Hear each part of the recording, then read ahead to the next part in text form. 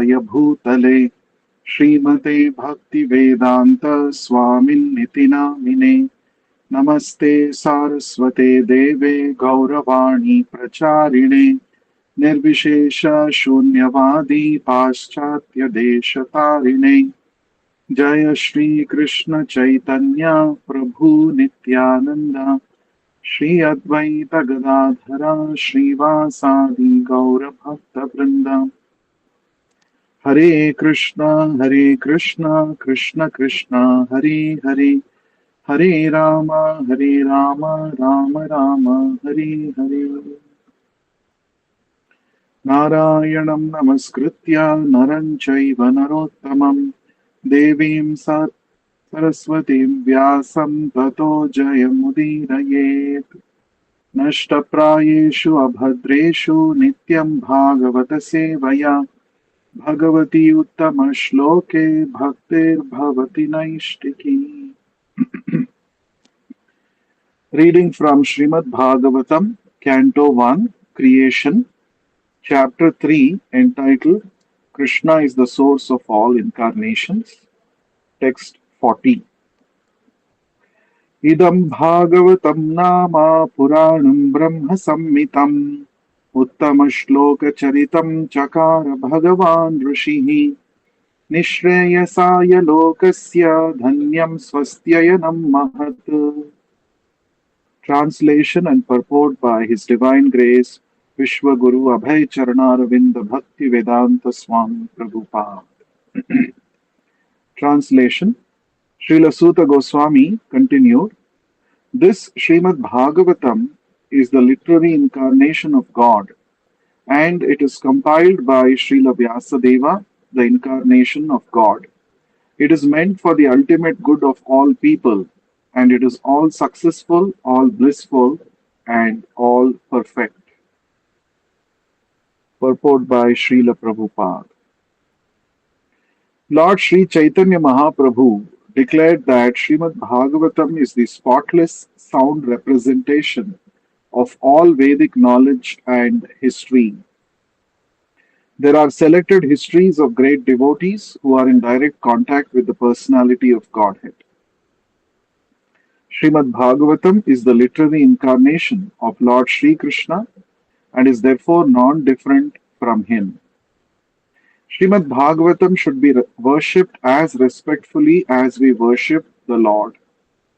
Thereby, we can derive the ultimate blessings of the Lord through its careful and patient study. As God is all light, all bliss, and all perfection, so also is Śrīmad-Bhāgavatam. We can have all the transcendental light of the Supreme Brahman, Sri Krishna, from the recitation of Śrīmad-Bhāgavatam, provided it is received through the medium of the transparent spiritual master. Lord Caitanya's private secretary, Śrīla Svarūpa Dāmodara Gosvāmī, advised all intending visitors who came to see the Lord at Puri to make a study of the Bhagavatam from the person Bhagavatam. Person Bhagavatam is the self-realized bona fide spiritual master, and through him only one can understand the lessons of Bhagavatam in order to receive the desired result.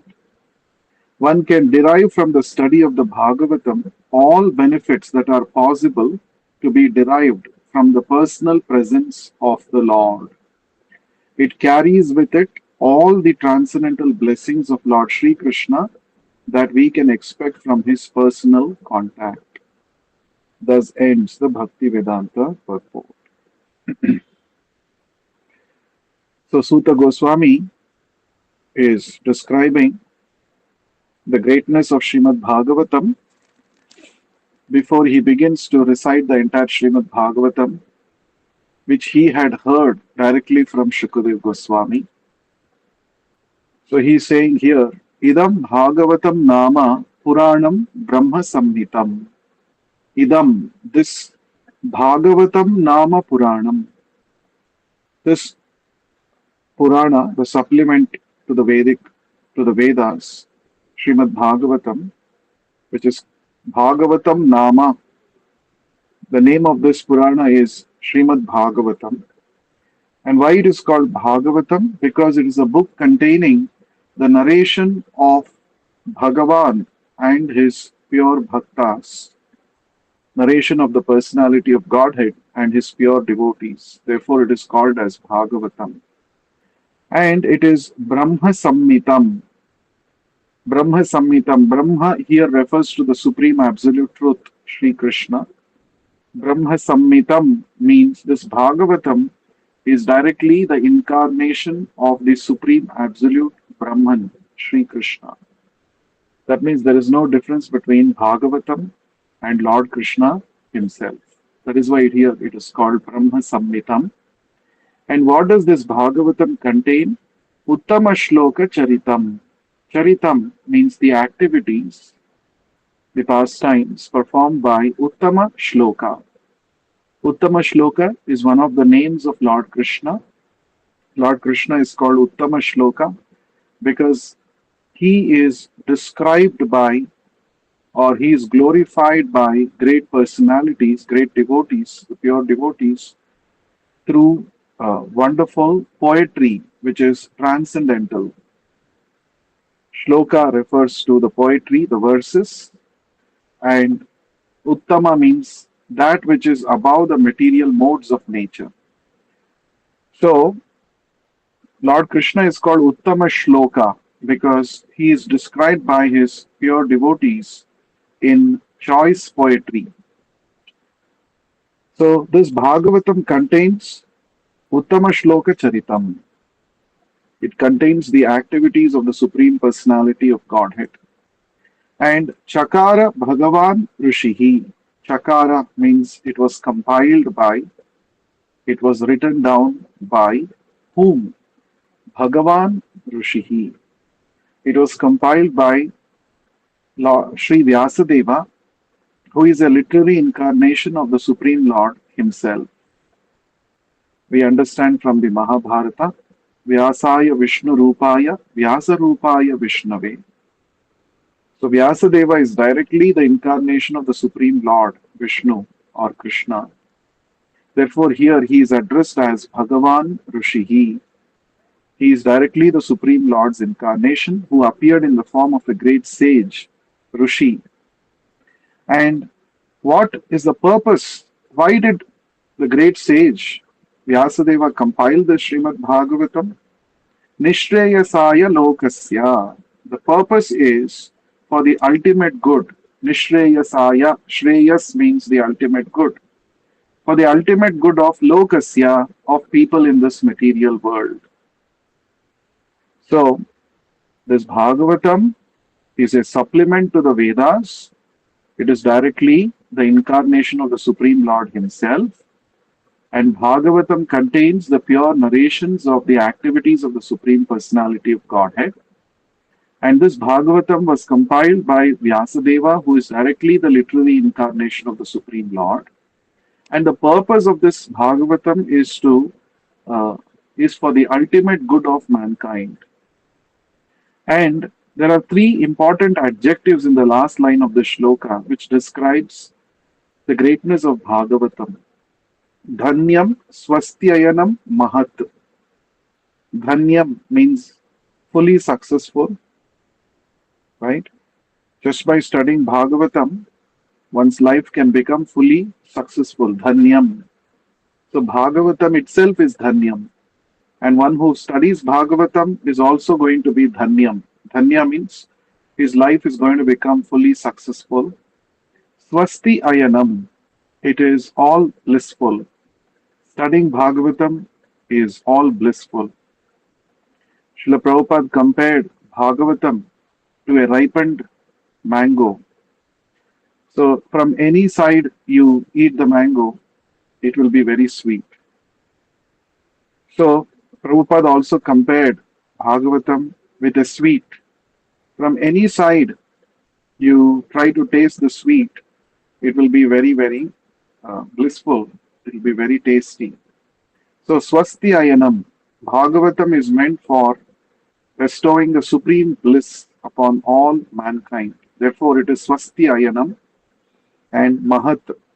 Mahat means it is all perfect, all perfect. Since it is directly compiled by Vyasadeva, who is the incarnation of the Supreme Lord, therefore it has no four defects of the conditioned souls. When we produce some literature, when we write some book, we may write something as far as our intelligence allows. But since we have inherently four defects, we have imperfect senses, we are prone to commit mistakes, we have cheating propensity, and we we have the tendency to be illusioned. These are the four defects of the conditioned souls. Whereas the great personalities who are self-realized, and especially Srila Vyasadeva, who is directly the incarnation of the Lord, is free from these four defects of the conditioned souls. Therefore, this Bhagavatam is free from all human errors. It is free from the defects of the conditioned souls. Therefore, it is called Mahat, all perfect. So, this is the position of Śrīmad-Bhāgavatam. So, let's read the translation once again. This Śrīmad-Bhāgavatam is the literary incarnation of God, and it is compiled by Srila Vyasadeva, the incarnation of God. It is meant for the ultimate good of all people, and it is all successful, all blissful, and all perfect. So, that is the position of Śrīmad-Bhāgavatam. And Prabhupada mentions in the purport that Sri Chaitanya Mahaprabhu, who is a bona fide incarnation of the Supreme Lord, who appeared 500 years ago, he has testified and declared that Śrīmad-Bhāgavatam is called Mahā-Purāṇam. Mala means contamination. Amala means that is that which is free from all kinds of material contamination. So, Śrīmad-Bhāgavatam is called Amalam Purāṇam. It is spotless, sound representation of all Vedic knowledge. And Chaitanya Mahaprabhu said, if we simply study Śrīmad-Bhāgavatam, one will actually become completely fixed up in devotional service to Lord Krishna. So, this Bhagavatam contains the narrations of great personalities who were all pure devotees of the Lord, and how the Supreme Lord reciprocated with these pure devotees.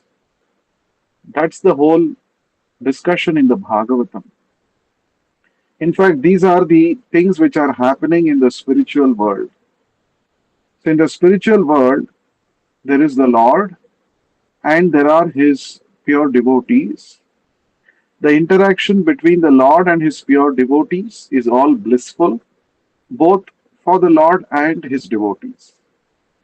So therefore, in the spiritual world, there is nothing but full bliss, complete bliss. And the description of this bliss is the subject matter of Śrīmad-Bhāgavatam. That means simply by studying Śrīmad-Bhāgavatam, which has the blissful narration of Krishna's reciprocations with his pure devotees, we can become attracted to spiritual life. Right now we are in the material world. We are very much attached to material way of life. But Bhagavatam, the very purpose why Bhagavatam was compiled by Vyasadeva is to draw our attention from material world towards spiritual world. The material world is full of miseries and struggle. Dukhalayam ashashvatam, as Krishna says in the Bhagavad Gita. We are trying to enjoy this material world, but the more we try to enjoy the material world by exploiting material nature, the more we become, implicated by the miseries enforced upon us by material nature. So, being in the material world, trying to enjoy materially is not a proper way of enjoyment. Of course, as souls, we are all entitled to enjoy. But right now we are enjoying in the wrong way, in the wrong place. So Bhagavatam is presenting to us the right way of enjoying, the original method of enjoyment, which is free from all kinds of miseries. So when you study Bhagavatam, how the Lord deals with his pure devotees, so that is very, very blissful, even to hear, even to uh, absorb ourselves in. So, Śrīmad-Bhāgavatam is called the literary incarnation of Lord Sri Krishna, and therefore it is non-different from Krishna. So, Prabhupada is saying we should worship Śrīmad-Bhāgavatam just like we worship Krishna. We worship Krishna, the deity of Krishna, understanding that there is no difference between the Lord and his deity. In the same way, since Bhagavatam is non-different from Krishna, why Bhagavatam is non-different from Krishna? Because it contains subject matter pertaining to Krishna. And since Krishna is the absolute truth, anything connected with Krishna is of the same nature as Krishna. Just like Krishna and Krishna's deity, there is no difference. Krishna and Krishna's holy names, there is no difference. Krishna and Bhagavatam, there is no difference. So Bhagavatam, if somebody has Bhagavatam at home, it means that he has Krishna at his house. That is what the scriptures declare. In fact, the Mahā-Purāṇa glorifies about Śrīmad-Bhāgavatam and says that the different cantos of Śrīmad-Bhāgavatam are different limbs of the transcendental body of Lord Krishna. The first two cantos of Bhagavatam are the lotus feet of Krishna. And like this, there are different parts of the Bhagavatam, the cantos, which are compared to the different transcendental limbs of the body of Krishna. And the 10th canto of Bhagavatam, which narrates the pastimes of Lord Krishna, that 10th canto is compared to the smiling face of Lord Krishna. So if somebody has the entire Bhagavatam at home, it means that he has Krishna at his home. And studying or hearing this Bhagavatam, Nityam Bhagavata Sevaya, by studying Bhagavatam, one can worship Krishna. Right? So, just by worshipping this, the way of worshipping Bhagavatam is by hearing Bhagavatam. So, by hearing Bhagavatam, one can derive the ultimate blessings. And Prabhupada is saying how to study Bhagavatam, careful and patient study. Prabhupada is saying we should study carefully and also study patiently.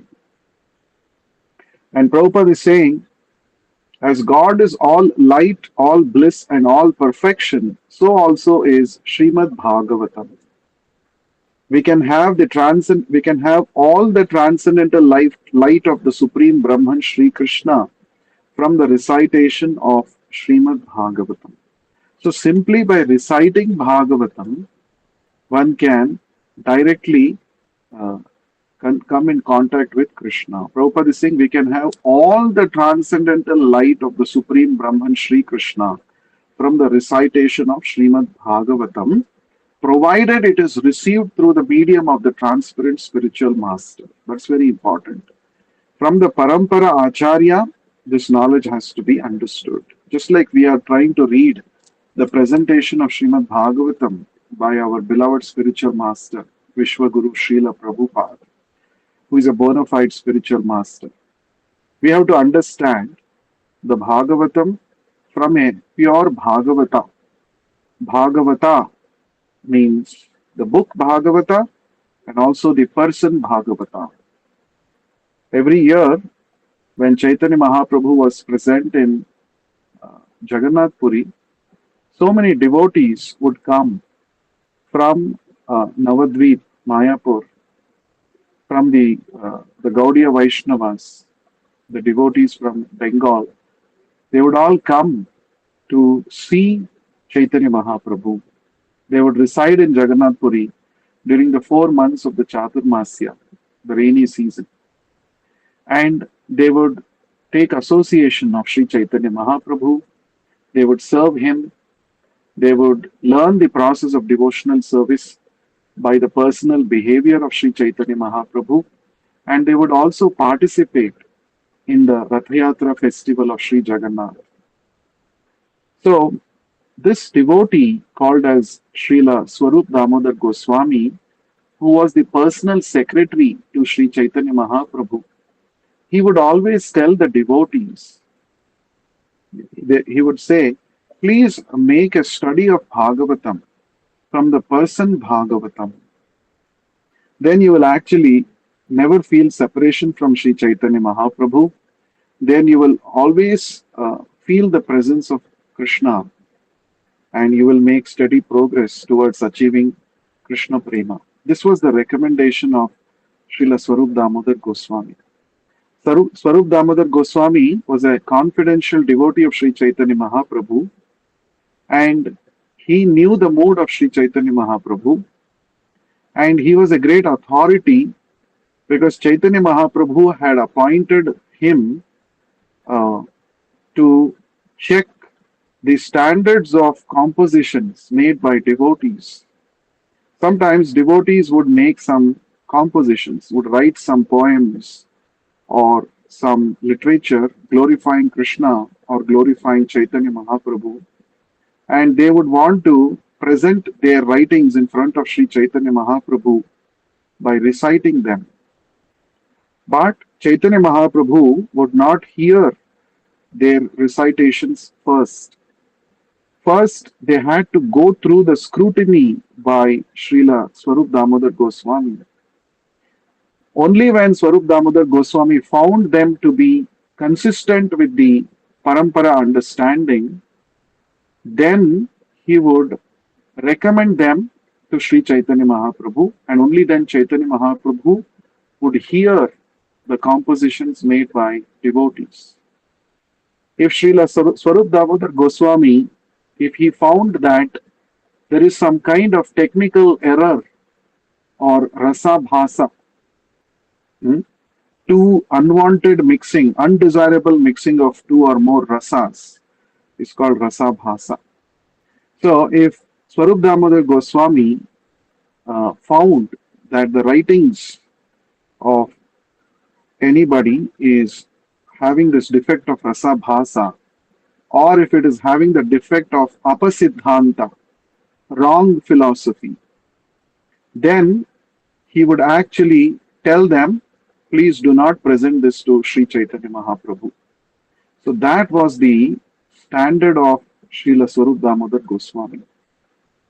So Svarūpa Dāmodara Gosvāmī himself would tell the devotees, when you go back to Bengal, please do this. One important thing, you should study Bhagavatam from a person Bhagavatam, pure devotee of the Lord.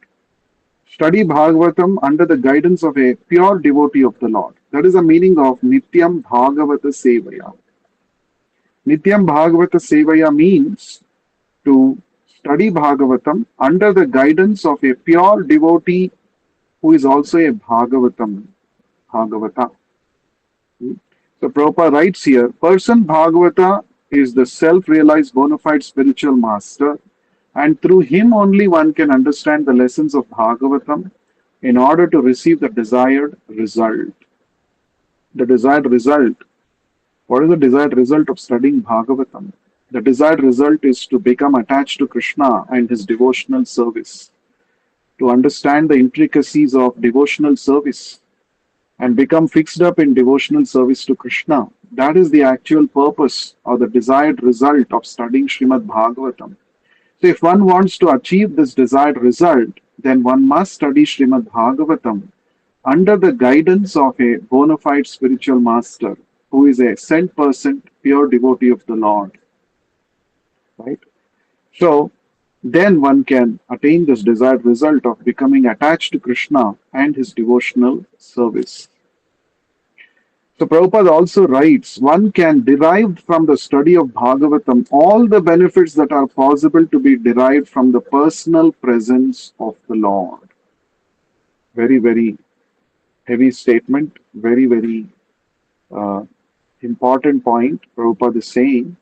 Simply by studying Bhagavatam, we can derive all the benefits that are possible to be derived from the personal presence of the Lord. Very, very important. Suppose if Krishna is in front of you, uh, he can bestow all benefits. Like what? By seeing his beautiful form, our eyes become completely satisfied. They attain their perfection. By serving his lotus feet, our body becomes uh, perfectly situated. Uh, that is the highest benefit. Seeing the Lord, serving the Lord, and carrying out his orders, engaging in his devotional service. These are the benefits a devotee can derive by the personal presence of Krishna. Now, Prabhupada is saying we can derive all those benefits that we can derive from the personal presence of Krishna simply by studying Śrīmad-Bhāgavatam under the guidance of a pure devotee spiritual master. Very, very important. Another place Prabhupada also says Śrīmad-Bhāgavatam should be the life and soul of a devotee, because Bhagavatam is not different from Krishna. Sri Chaitanya Mahaprabhu also, he would take great pleasure by hearing the Bhagavatam regularly, daily. He would hear every day Bhagavatam. And Śrīmad Bhagavatam gave so much solace to Sri Chaitanya Mahaprabhu because he was always feeling separation from Lord Krishna. And whenever he would hear the recitation of the pastimes of Krishna from Bhagavatam, immediately he would feel very, very happy and blissful, ecstatic. He would immediately feel the presence of Krishna. So, one can derive all the benefits that are possible to be derived from the personal presence of Krishna simply by studying the Bhagavatam. You can just imagine this particular status is not there for any other Vedic scripture. It's only for Bhagavatam. Many times we may get this doubt. There are so many Vedic scriptures, so many Upanishads, so many Puranas, Upapuranas. Leaving aside all these different Vedic scriptures, why Srila Prabhupada translated into English only Śrīmad-Bhāgavatam? Why he was emphasizing so much on Śrīmad-Bhāgavatam? Why he asked us to hear Bhagavatam only every day? Because of this reason. This position that Bhagavatam has, that it is not different from Krishna, just by studying and reading Bhagavatam, hearing Bhagavatam, one can derive the same benefit as one derives by the physical presence of Krishna. This position makes Bhagavatam very, very unique scripture. And that is why Sri Chaitanya Mahaprabhu also recommended it as Amala Puranam, spotless literature. Right? So, therefore, it is Dhanyam, Swastyayanam and Mahat. Bhagavatam is fully perfect, it is all blissful, and it is all perfect. So this is the position of Śrīmad-Bhāgavatam. Śrīmad-Bhāgavatam carries with it all the transcendental blessings of Lord Sri Krishna that we can expect from his personal contact. In fact, one of the questions asked by the sages of Naimisharanya to Śrīla Svarūpa Gosvāmī was this. After Lord Krishna wound up his leelas and went back to the Vaikuntha, to the spiritual world, along with him, Dharma also went away. The principles of Dharma also went away along with Krishna. But in the material world, where can one find the description, or where have the principles of Dharma taken shelter in the absence of Krishna? This is a question asked by the sages of Naimisharanya. Remember, we had discussed 6 questions asked by the sages of Naimisharanya to Śrīla Svarūpa Gosvāmī, and these 6 questions are the foundational questions of Bhagavatam, and the entire 18,000 shlokas of Bhagavatam are an answer to these original 6 questions asked by the sages of Naimisharanya. So one of the questions was, after Lord Krishna went back to the spiritual world, where have the principles of Dharma taken shelter? And the answer is given by Śrīla Sutta Goswāmī that we shall see tomorrow. He says, after Krishna went back to the spiritual world, Krishna has appeared in this material world in the form of this Śrīmad-Bhāgavatam. And just by studying Bhagavatam, one can get personal association of Krishna. So very important. So let us go to the next shloka number 41. Tadidam grahayamasa sutam atmavatam varam sarva vedetihasanam saram samudhritam. Translation and purport by Vishwaguru Śrīla Prabhupada. Śrīla Sutta Goswāmī continued, Sri Vyasadeva delivered it to his son, who is the most respected among the self-realized, after extracting the cream of all Vedic literatures and histories of the universe. Purport by Śrīla Prabhupada. Men with a poor fund of knowledge only accept the history of the world from the time of Buddha, or since 600 BC. And prior to this period, all histories mentioned in the scriptures are calculated by them to be only imaginary stories. This is not a fact.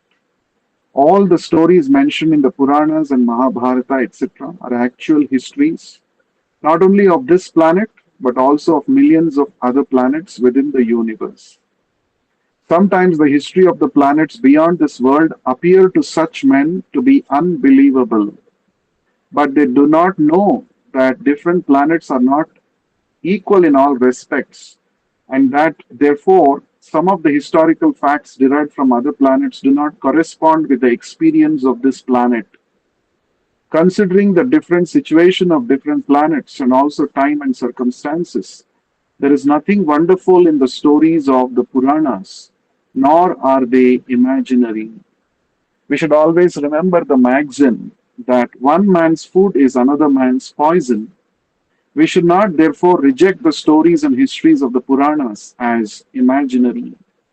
The great rishis like Vyasa had no business putting some imaginary stories in their literatures. In the Śrīmad-Bhāgavatam, historical facts selected from the histories of different planets have been depicted.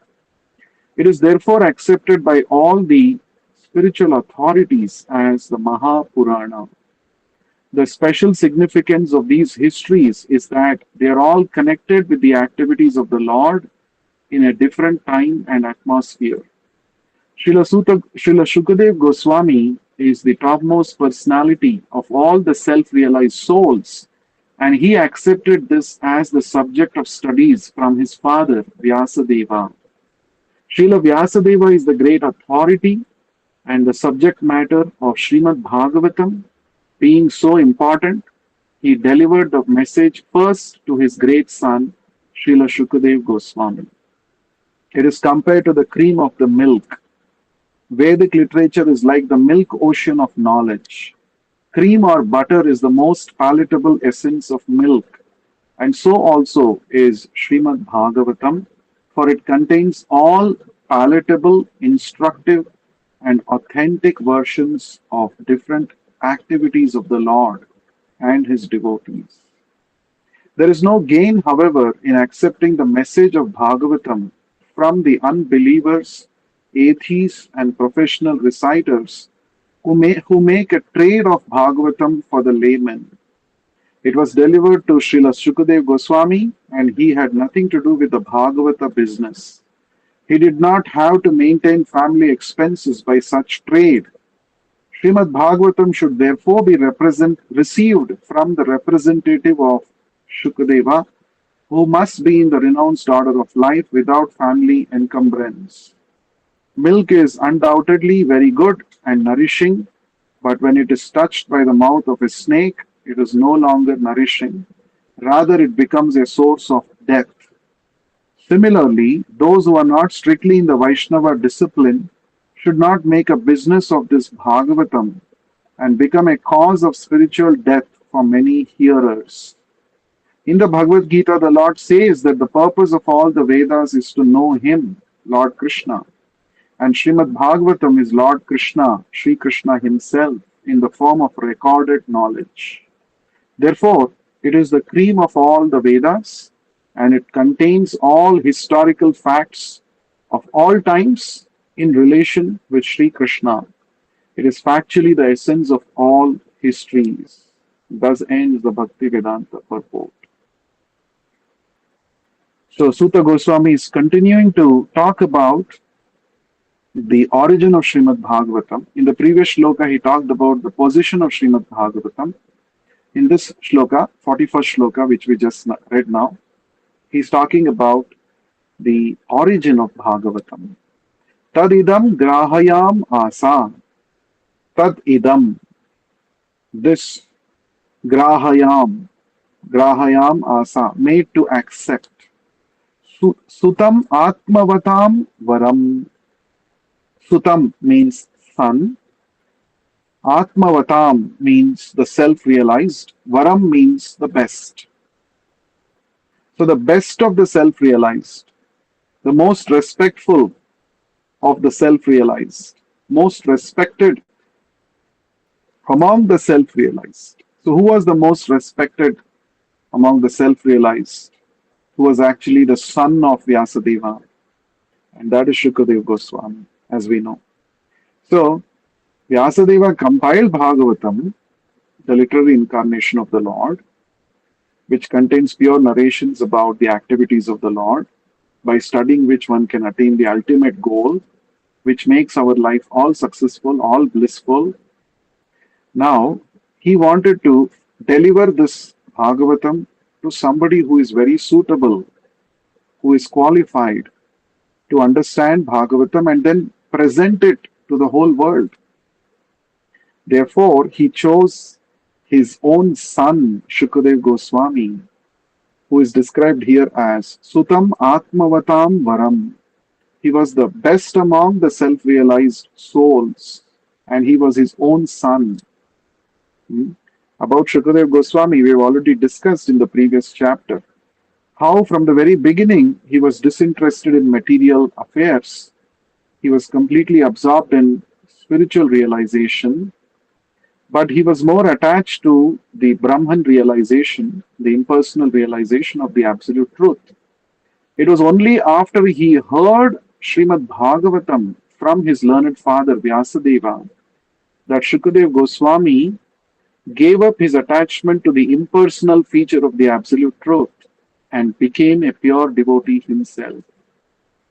That means the very first recipient of Śrīmad-Bhāgavatam, even though he had a conception of the impersonal understanding of the absolute truth, just by studying Bhagavatam from Srila Vyasadeva, he actually became a pure devotee. So that is the effect of receiving Bhagavatam from the right source. And of course, Shukadeva Goswami was also an eligible candidate because he was not materially motivated. Nowadays we have something called Bhagavata Saptaha. 7 days, they conduct a Bhagavata Saptaha where they try to cover the entire Bhagavatam, but they don't cover all the cantos of Bhagavatam starting from canto 1. They directly jump into the 10th canto of Bhagavatam because these are very interesting pastimes of Krishna, and they try to present in a very appealing manner. But this is simply a cheating, Prabhupada says. Why it is cheating? Because the speaker is not qualified, nor the listeners are sitting there with an intention of hearing Bhagavatam to become advanced in spiritual life. They think if I hear Bhagavatam, I'll get some pious credits, or I will get my material desires satisfied. But the original speaker of Bhagavatam, Shukadeva Goswami, was a very qualified personality who had himself heard from Vyasadeva and had become fully realized in the subject matter. And the first listener was also very, very qualified, Maharaj Parikshit, since he was very elevated devotee of the Lord, and he was hearing Bhagavatam to fix his mind on the Lord. He had no material desires. Therefore, the combination was very perfect. So Prabhupada says in the modern day, the professional reciters of Bhagavatam directly jump into the confidential pastimes of Krishna, especially Krishna's pastimes with the gopis of Vrindavan, and they present it not in an authoritative way. They simply think it is a matter of entertainment. Therefore, they don't derive the real, actual benefit of studying Bhagavatam. Instead of that, as Prabhupada says, with great patience, carefully, one should study Bhagavatam shloka by shloka from the beginning and try to get into the subject matter, absorb into the subject matter, and understand that each shloka of Bhagavatam is not different from Krishna. And then one will be able to enter into the actual mystery of the spiritual science presented in Bhagavatam. So why did Vyasadeva select his son to give this knowledge? Was it because he was very affectionate towards his son? Was that the reason? No, that was not the reason. Because his son Shukadeva Goswami was a perfect candidate because he was Atmavatam Varam. He was already self-realized. He was already self-realized. And he was a perfect candidate to receive this Bhagavatam. And this Bhagavatam that Vyasadeva presented to his son Śrīla Sukadeva Goswami, here it is described, Sarva Vedeti Hasanam Saram Saram Samudritam. What is the nature of this Bhagavatam? Sarva, all, Veda Itihasanam, the Vedas and the histories, Itihasanam, Saram. Saram means essence or cream.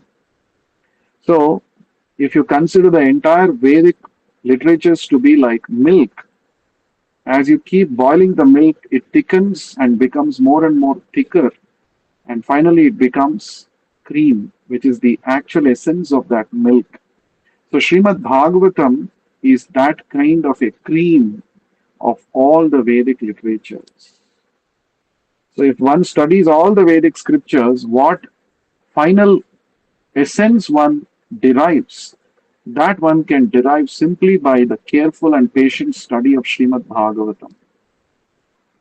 Now, in the purport, Prabhupada is saying, what does Bhagavatam contain? It contains narrations of historical facts which happened in different planetary systems at different times and circumstances.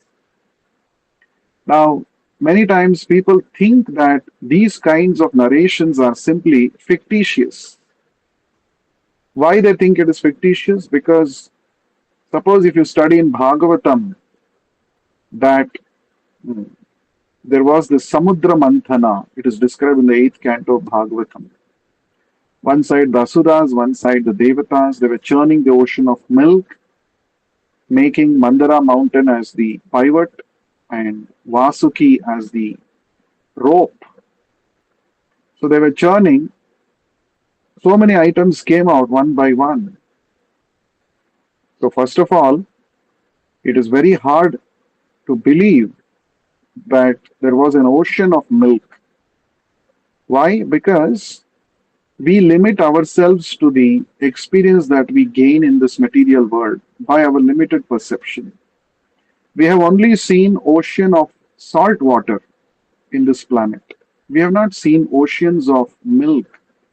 Therefore, when we hear in Bhagavatam, oh, there is an ocean of milk which was churned, for many people it is unbelievable. Therefore, they think it is simply imaginary story.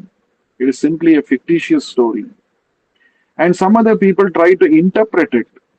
They try to give some concocted interpretations.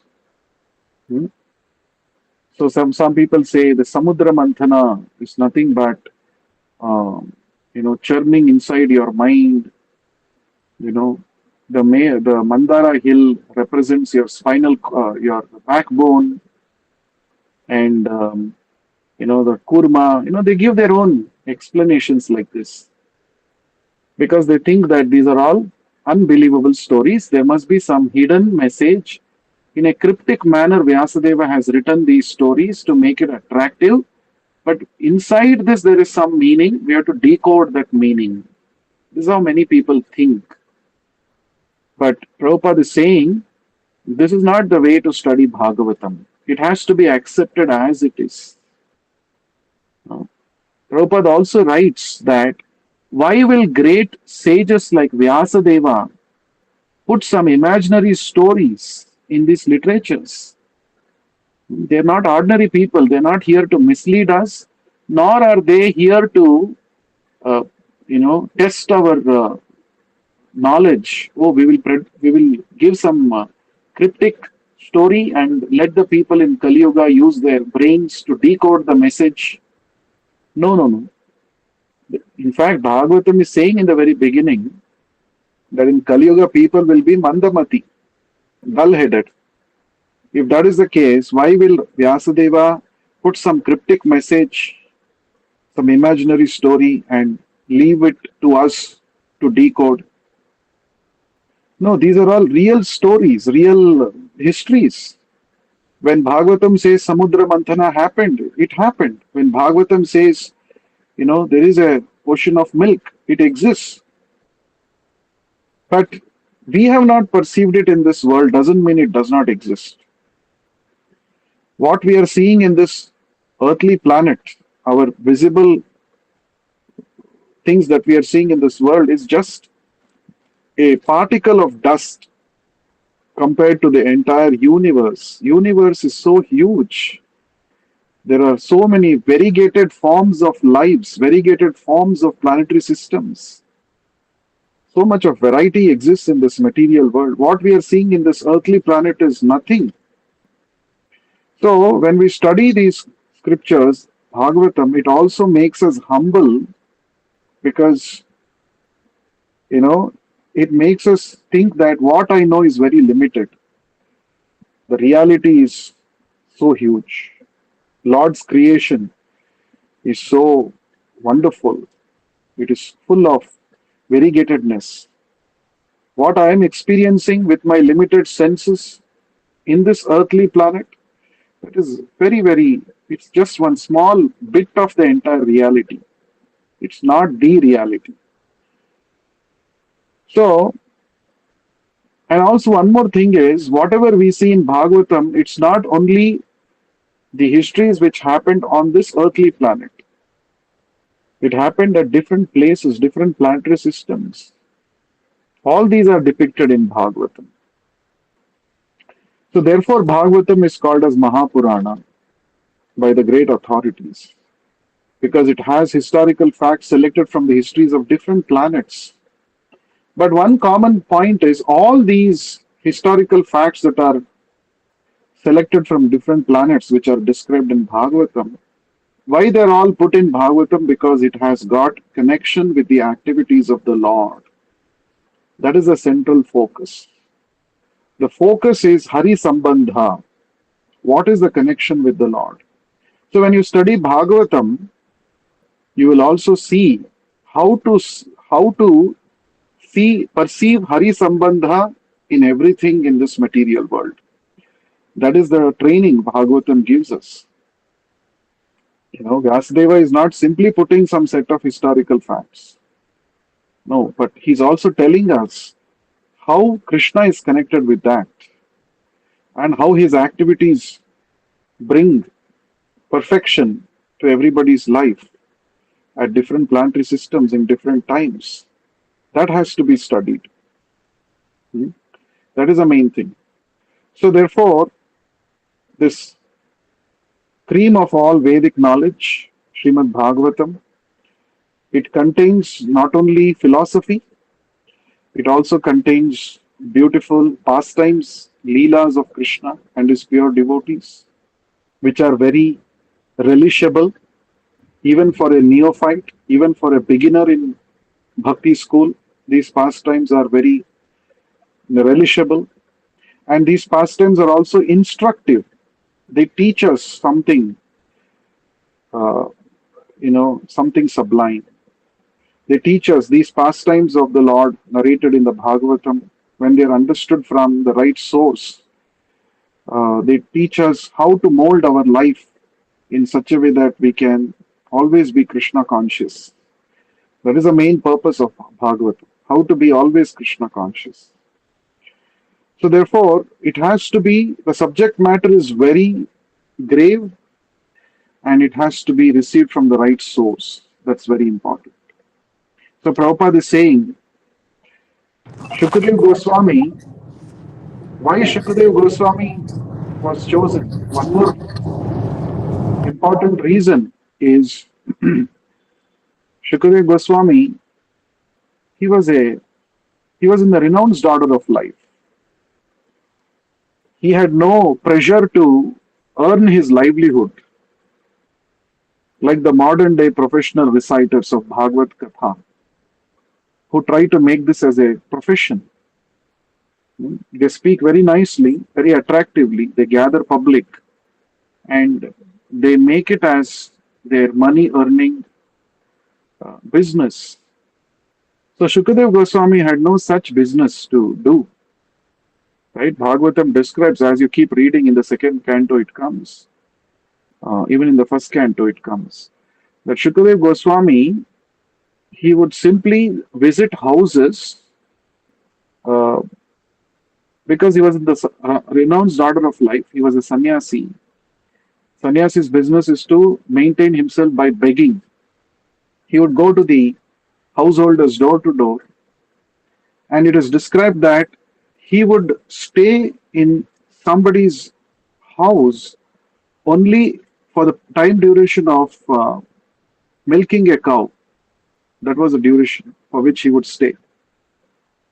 So Prabhupada also explains the purpose why sannyasis or Shukadeva Goswami travel to the householders' houses is literally not to beg, but on the plea of begging, they speak Bhagavatam, they speak the knowledge about the spiritual life to the materialistic householders to bring them to Krishna consciousness. That is a purpose. So, Prabhupada is giving another example here. Again, it is from the scriptures. Milk is very nourishing. It is very good for health. But when it is touched by a snake, it is no longer nourishing, but it becomes a cause of one's death. In the same way, Krishna Katha is very potent, very powerful. But if it is not received from a pure devotee who is coming in the parampara system, then it can cause havoc. Because it can be misunderstood, misinterpreted. Wrong understandings can be, derived, or it can publicized. Therefore, we have to study Bhagavatam from the right source. And we are very fortunate that we have Śrīla Prabhupada's Bhaktivedanta purports. And by studying these purports, we can actually get the right understanding about Bhagavatam. Text 42. Satu samshravayamasa maharajam parikshitam prayopavishtam gangayam paritam paramarshabhihi.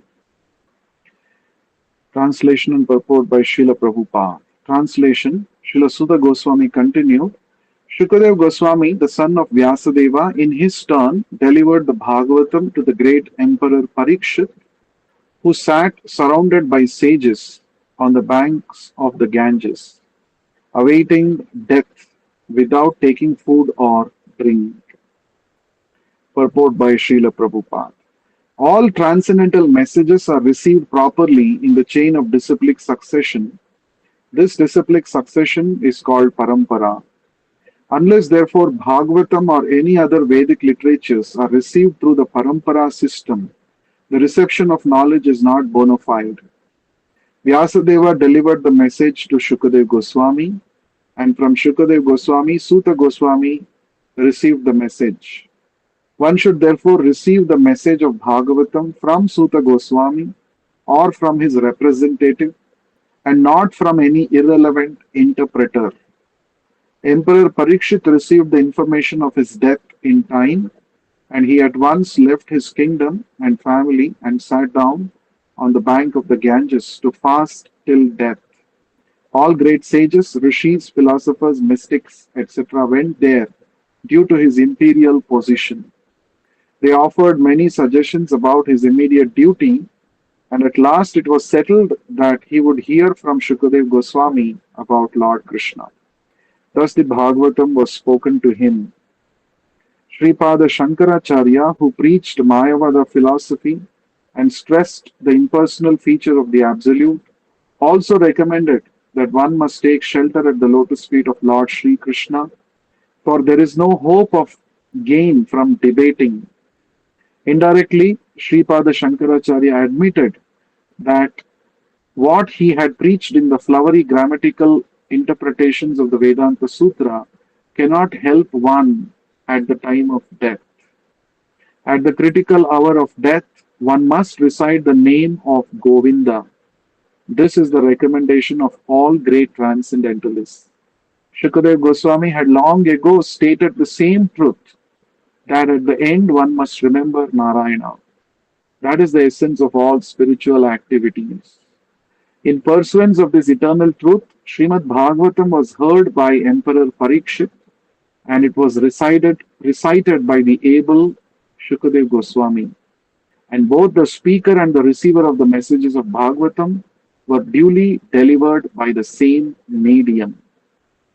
Thus ends the Bhakti Vedanta purport. So here it is said, Vyasadeva compiled Bhagavatam, then he spoke to his son, Shukadev Goswami, and then what happened? That is what is told here in the shloka.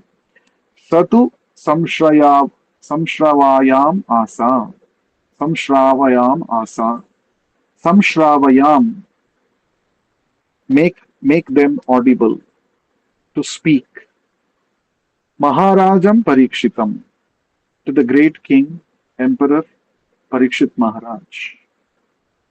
So Shukadev Goswami in his turn, after he had received Bhagavatam from his father Vyasadeva, in his turn he spoke that knowledge to Maharaj Parikshit. And in what circumstances did he speak? Prayopavishtam Gangayam. Praya Upavishtam. Upavishtam means he had actually, Parikshit Maharaj had decided to fast till death. Right? Parikshit Maharaj got a curse from an immature Brahmana boy, and after receiving this news, Parikshit Maharaj did not feel sorry. Parikshit Maharaj did not become angry at that person, at that boy who cursed him. In fact, Parikshit Maharaj said that this Krishna has come to me in the form of the curse of this Brahmana boy. I was actually becoming very attached to material things because I am a king, and I had become very attached to my family and my possessions, my royal kingdom.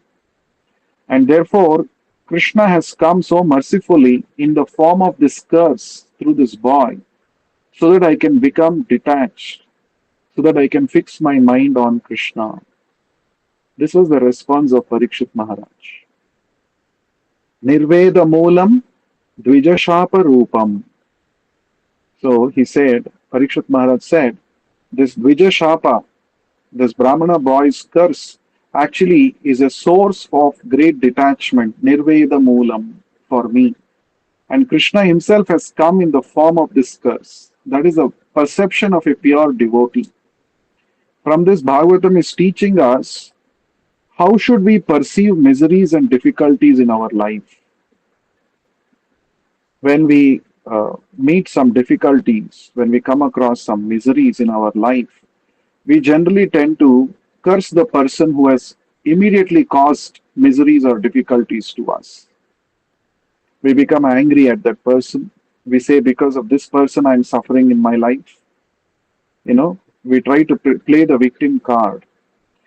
But actually, Parikshit Maharaj is telling, Nirveda Moolam Dvijashapa Rupam. This is Krishna's plan. Krishna did not want me to get attached to materialistic way of life. Therefore, in the form of this curse, Krishna has come to deliver me, to make me detached, so that I can fix my mind on Krishna. See, this is the perception of a pure devotee. So when we study Bhagavatam, we learn these kinds of very powerful perceptions that pure devotees have towards things happening in their life. This is very, very important. So, why do we say Bhagavatam is transformative knowledge? It is because of such beautiful instructions that Bhagavatam gives us. The moment Parikshit Maharaj got to know that he is going to die in 7 days, that he has been cursed, immediately he didn't become angry, he didn't become upset, he didn't sit down and cry, he didn't go and send his soldiers to go and arrest that boy and kill him. No, he didn't do any of these things. He actually thought, I'm so fortunate. Krishna has saved me from becoming attached to materialistic way of life. So immediately he handed over the kingdom to his son, and he retired to this banks of the river Ganga. And he decided, Prayopavishtam Gangayam. He decided to fast till death. For next 7 days, let me make all my material activities zero. Let me fully be absorbed in Krishna consciousness. This was his determination. Paritam Paramarshibihi. He was, when Parikshit Maharaj went to the banks of river Ganga, because he was a great emperor, a pure devotee of the Lord, this news spread to different planetary systems, and great personalities from everywhere also came there to witness how this Parikshit Maharaj, who is a pure devotee of the Lord, how is he going to leave his body? Just like we understand, when Bhishma Deva decided to leave his body, it's there in the Bhagavatam itself in the first canto, we shall see that. All great personalities, Devatas, Gandharvas, the great sages, all these personalities assembled there to witness how Bhishma Deva, pure devotee of the Lord, is going to leave his body.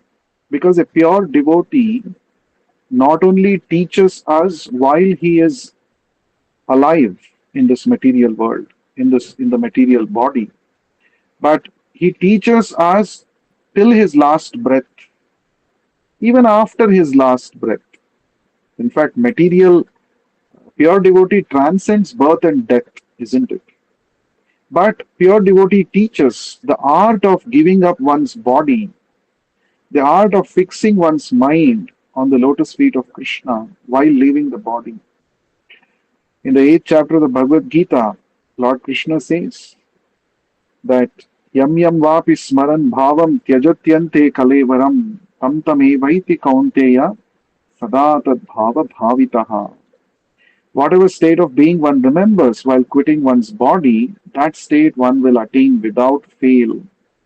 Krishna says this is called the law of last thought. What one remembers at the time of death, that state he will attain. So pure devotee, since throughout his life he is simply thinking about Krishna, by Krishna's mercy, a pure devotee remembers Krishna even while quitting his body, and therefore directly he goes back to the spiritual world. So this is a great instruction to the conditioned souls of this material world. Therefore, when pure devotees like Bhishma Deva or Maharaj Parikshit, when they are about to leave their body, everybody in this material world, great personalities, great rishis, devatas, they all come to witness this great event because it's very instructive. So during that, when Maharaj Parikshit went to the bank of the Ganga river, he consulted with devotees. This is very, very important. I'll just take another 8 to 10 minutes. So Maharaj Parikshit, even though he was a great emperor, practically the whole world was under his control, he did not think that why should I consult somebody? I can take my own call. I can take my own decision. In fact, Maharaj Parikshit was a pure devotee himself. So he could have thought, I know devotional service. From my childhood, I have been worshipping Krishna. I don't have to consult anybody. No. Here also there is a learning for all of us. In spiritual life, it is always important to consult. Consult authorities. Consult the instructions of the spiritual master. Consult senior devotees. Take suggestions. Take guidance from them. We should never think that now I know the entire philosophy of Krishna consciousness. I can do whatever I want. No, we should not be so sure about our own convictions. It's not good. So Maharaj Parikshit is teaching us by he consulting the devotees. What he asks questions like, what is the duty of a person who is about to die? What should he do? So different sages gave different, their answers. Finally, it was settled up that, he should simply sit down and hear Bhagavatam, hear about Krishna. That's the easiest way, that's the best way. And then the question arises as to who will recite the Bhagavatam to him. And when they were all contemplating, just then the great personality Shukadeva Goswami entered that assembly. See, these are all the events that happen in a pure devotee's life. These are all personally planned by the Lord, orchestrated by the Lord himself. Parikshit Maharaj, he was ruling so nicely, everybody was very happy in his kingdom. He had personally punished the Kali Purusha and restricted his activities. That was the power of Parikshit Maharaj. Such a great personality, how can he offend any Brahmana? It's not possible. But these are all personally orchestrated by the Lord to bring out the glories of Maharaj Parikshit. And then a small immature boy curses Parikshit Maharaj. And then we saw what was his response when he got to know that he is cursed. So every moment in a pure devotee's life, every incident and his response given by a pure devotee to every incident in his life is very, very instructive. Like this, Bhagavatam is full of such narrations. The life of great devotees, Prahlad Maharaj, Dhruva Maharaj, Swayambhuva Manu, Devahuti, Kunti Devi, the Pandavas, Draupadi, all such wonderful personalities. They have Bhagavatam is full of how did these personalities respond to the difficulties in their life. That is very, very nicely presented in Bhagavatam. They did not react to those situations, but they responded on the strength of their devotional service to Krishna.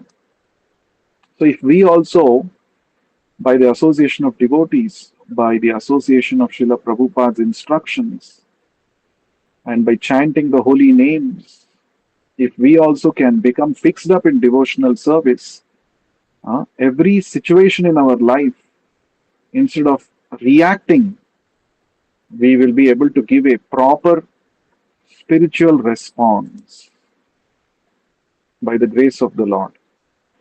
So that is what Bhagavatam is teaching us. So in that circumstance, Shukadeva Goswami comes and he agrees to narrate the entire Bhagavatam upon the request of Maharaj Parikshit. And as we have already discussed, the combination was perfect because both the speaker and the listener, they were pure devotees.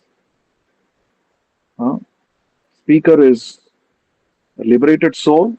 Shukadeva Goswami is called Brahmarata in the Bhagavatam. He's called Brahmarata because he is fixed up in spiritual realization.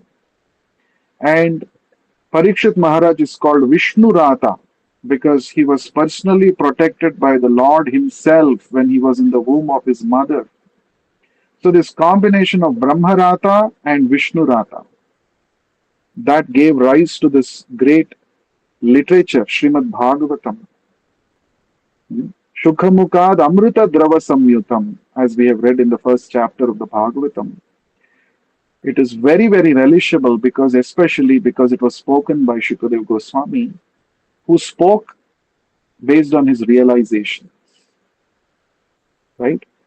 So, this entire event of Parikshit Maharaj getting cursed and then he meeting Shukadeva Goswami on the banks of river Ganga, what was the plan of the Lord behind this? The plan was definitely to glorify Maharaj Parikshit and also to give this Bhagavatam to the people of Kali Yuga, to all of us. Right? So, this is the Lord's plan. Whenever the Lord does anything, there is a bigger plan, there is a grander plan behind it. So, yes. So, Prabhupada is quoting the example of Sripada Shankaracharya, Bhaja Govindam, Bhaja Govindam, Bhaja Govindam, Mudhamate, Samprapte Sannihite Kale, Nahi Nahi Rakshati Drukum Karane. These are the words of Shankaracharya. Even though Shankaracharya spoke Mayavada, but he instructed that, at the end of life, your great scholarly knowledge of the Vedanta will not save you, your grammatical interpretations will not save you, only Govinda can save you. Therefore, serve Govinda, chant his holy name, recite the holy name of Govinda. So, like this. And the Bhagavatam says the same, Ante Narayana Smritihi, Janmalabha Parapumsam, Ante Narayana Smritihi. The perfection of one's life can be attained if one remembers Narayana while quitting one's body.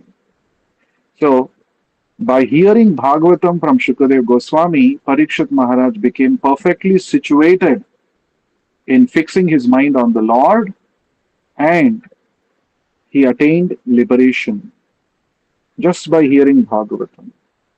And Shukadeva Goswami attained perfection just by reciting Bhagavatam. So that's the standard of Bhagavatam. Just imagine, by hearing Parikshit Maharaj attained liberation, perfection. By speaking, Shukadeva Goswami attained perfection. Then just imagine the quality, the standard of the subject matter presented in Bhagavatam. Just by hearing, just by speaking, one can become perfect. Therefore, we have to study Bhagavatam, hear Bhagavatam every day. Nityam Bhagavata Sevaya. So every word in Bhagavatam is transcendental. Every word, when it is understood properly, as Prabhupada has explained in his purports, will take us closer and closer to Krishna, will make us more and more Krishna conscious, so that by the end of this lifetime, like Maharaj Parikshit, if we can also fix our mind on Krishna, we can also attain perfection and quit our body, remembering Krishna. That is the perfection of life. So that's the purpose. And of course, one more important thing is, Maharaj Parikshit knew definitely that he's going to die in 7 days. But in our case, we do not know when is the deadline coming. But it is going to come any time. Therefore, every day we must hear Bhagavatam attentively. Every day. Every day we must chant Hare Krishna mantra very, very attentively. Because any moment can be the final moment. So, by studying Bhagavatam and understanding Bhagavatam, a devotee will prepare his consciousness in such a way that he is ready to face the final moment anytime. That is the beauty of Śrīmad-Bhāgavatam. So, we will continue to discuss more in the next session. Thank you so much for your time. We will stop here. Questions we will take in the next session. Okay. ग्रंथरा श्रीमद्-भागवतम की जय, विश्व गुरु श्रील प्रभुपाद की जय. Hare Krishna. Thank you, Prabhu. Hare Thank you, Krishna. Prabhuji. Hare Krishna. Hare Krishna.